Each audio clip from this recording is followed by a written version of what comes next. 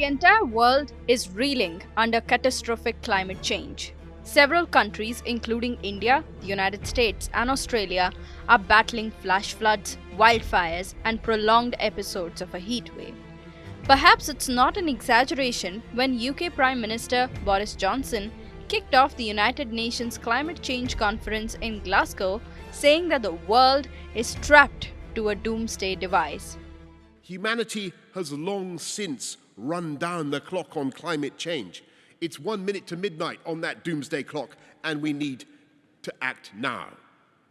If we don't get serious about climate change today, it will be too late for our children to do so tomorrow. This is the 26th time the world leaders are trying to find a solution to mitigate climate change. In the first few sessions, over 100 leaders have pledged to end deforestation by 2030.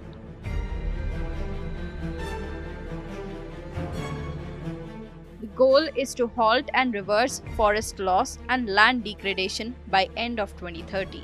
The leaders supported the agreement by allotting $19 billion in public and private funds to restore forest areas.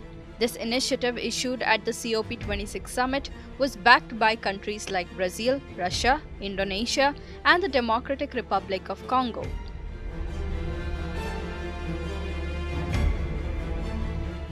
But is this pledge an achievable goal?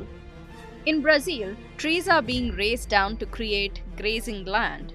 Deforestation rates in the Brazilian Amazon increased dramatically during Bolsonaro's first 2 years in office. If the Amazon forest starts disappearing, the effects will be devastating. Billions of tons of carbon dioxide will be released, and weather patterns across South America will be disturbed.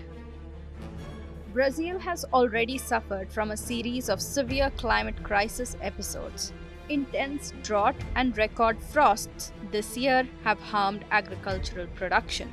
Hundreds of indigenous people are protesting against land restrictions. Indigenous people blame the Brazilian government for confiscating their ancestral land.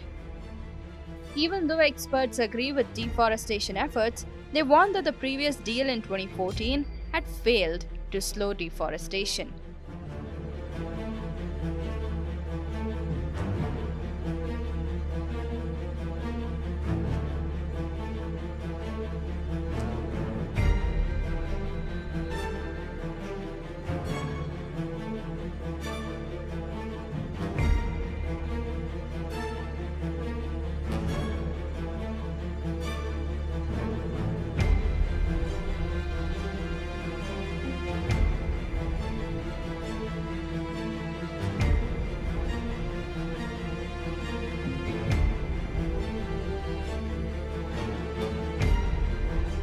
But will these promises made by world leaders bring changes in solving climate change issues, or end up being another hypocrisy?